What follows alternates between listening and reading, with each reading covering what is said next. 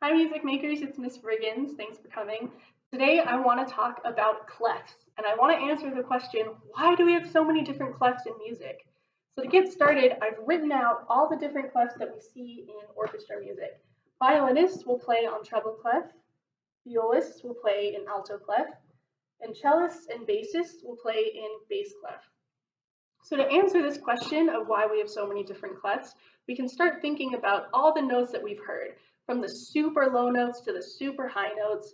We recognize that there is such a large range of pitches in the world that we can't fit them on just 5 lines with one clef. So we use different clefs to represent different ranges. And generally, we have our higher instruments like violins, flutes, saxophones playing in treble clef, have our middle instruments like violas playing in alto clef, and our lower instruments like cellos, basses, tubas, all playing in bass clef. So to represent this, I want to go over the different ranges of our instruments in orchestra and what they would look like if we put them in different clefs. So first, I want to find the range of violin in its home clef, treble clef. So the lowest note violin can play is its open G string, which is 2 ledger lines below the staff. So we use ledger lines to expand these 5 lines in either direction so that we can play lower notes or higher notes than what we have here. Now the highest note that a violin can play, or the highest open string that a violin can play, is its open E string, which is right here. And we know that a violin can play higher notes when they start putting fingers down and we can go above the staff. Now I want to find the range of a viola on its home clef, which is alto clef. So the lowest string on a viola is its C string. An alto clef is this note here. And the highest note is their open A string, which is this note here. And again, you can start playing higher notes if you start putting fingers down on that open A string. Now, for cello, the lowest note a cellist can play is this open C string right here. And the highest note is their open A string, which is this note here. And again, they can start playing higher notes if they start putting fingers down on the A string, but this is just their highest open string. So now that we have the ranges and their home clefs, what if I wanted a violist to play in treble clef? So that lowest note would be 4 ledger lines below the staff.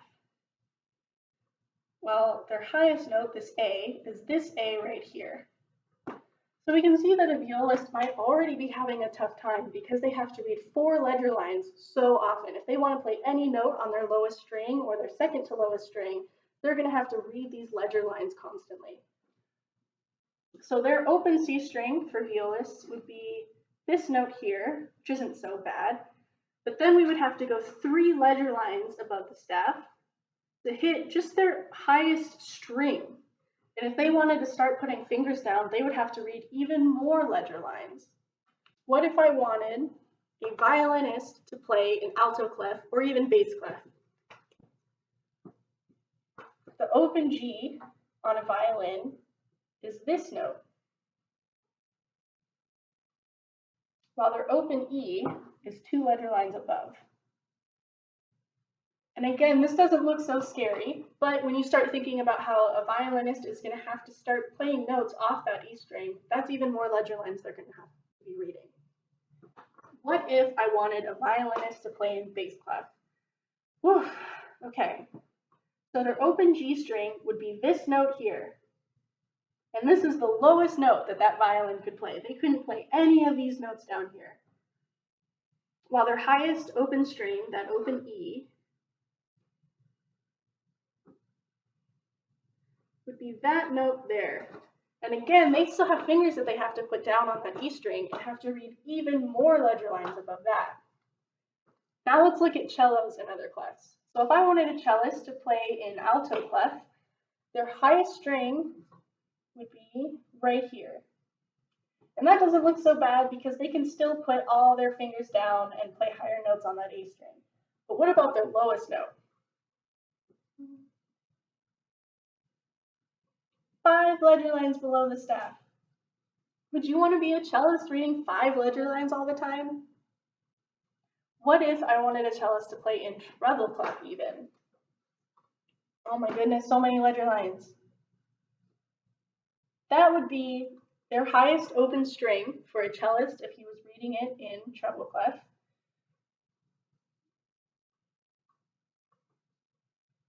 And this would be their open C string. So as you can see, some of these ranges are a lot easier to read than others. If I'm a cellist, I would much rather read 2 ledger lines below the staff to play my lowest note, my open C string, rather than reading 8 ledger lines below the staff if I'm in treble clef. This clef works really well for our lower instruments because it represents the lower range of pitches that exist in the world. So cellists, bassists, tuba players, and treble clef works really well for our higher range of instruments if you think violins or flutes, saxophones, while alto clef is a really good middle range for violists or the higher ranges of lower instruments.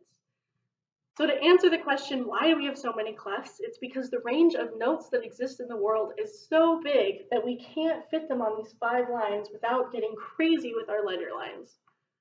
If you have any questions about the ranges of instruments, why we use different clefs, what different clefs mean, how to read music in these clefs, please just let me know, and I'll see you next time.